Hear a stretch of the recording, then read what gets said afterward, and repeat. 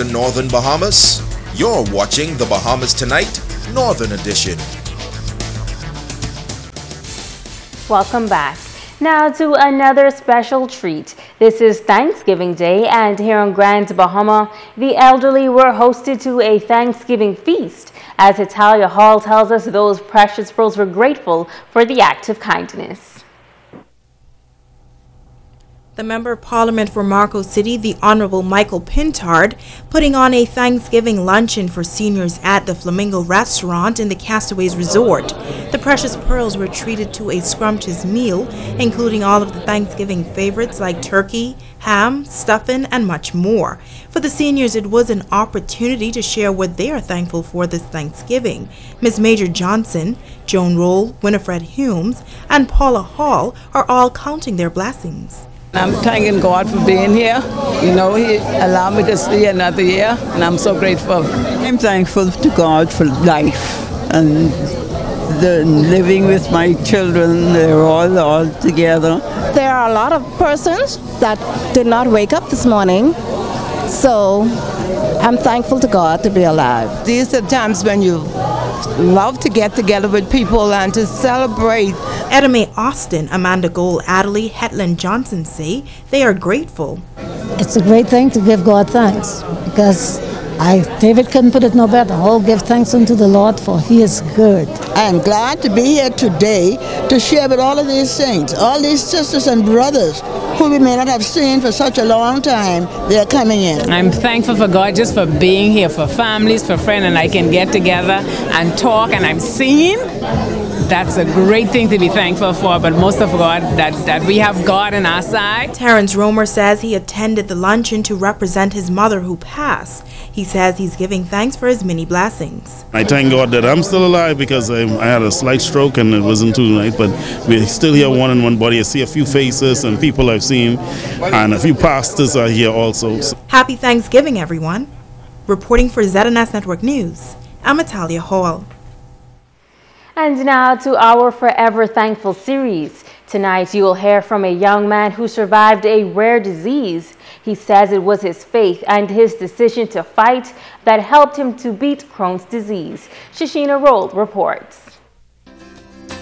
Thank you, Lord, for all you've given. It is a disease that primarily affects older Jewish people. But when college student Bruce Russell started experiencing a number of painful symptoms, Crohn's disease was the farthest thing from his mind. First, I lost about 50 pounds in 2 weeks. To some, that would sound good, a good diet plan, but that was that was just off air. What's going on? I couldn't keep anything down. I went to the ER. They couldn't help me. They sent me to internal medicine doctor. They thought it was some type of acid reflux, but it just kept happening. He says the sharp pains were unlike anything he had ever experienced before, but a gastroenterologist would soon realize through much testing that the 20-year-old was one of a few persons in the world with this deadly disease. Basically, a piece of my intestine was smaller than my pinky. Food couldn't pass, meaning no nutrients, minerals, anything could get to my body. That could explain the weight loss. So no matter what I eat, it wouldn't get distributed.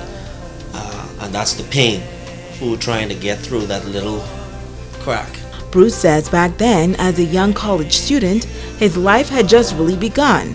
But he was told that while there was no known cause for the disease, surgery was an option. Yet, there was a 50-50 chance that it could come right back. He says he then opted for medication instead. The pills, of course, 21 pills a day.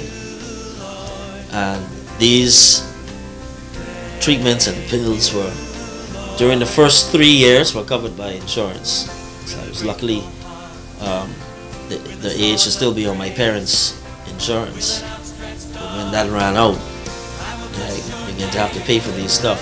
Because the pills were $500 a month, and the treatment was $5,000 every 3 months.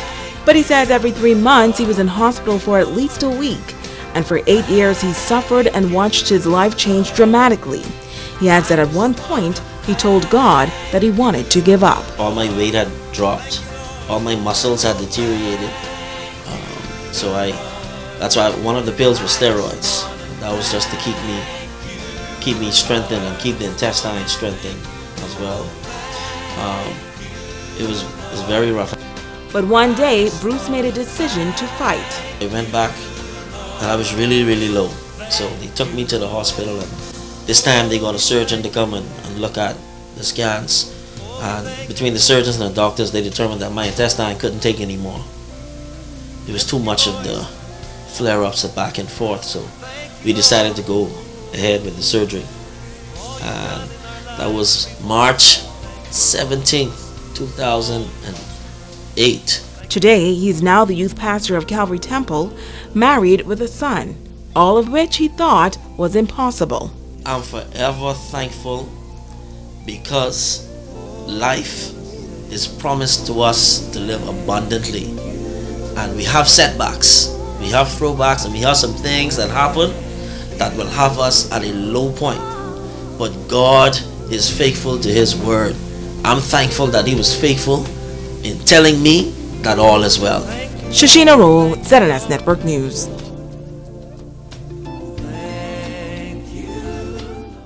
And now it is time to Ask the Doctor.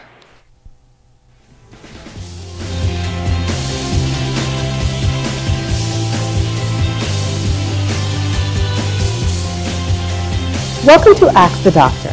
Recently, I received a very simple question from Trevor, who asked, where can I get a complete physical in Grand Bahama?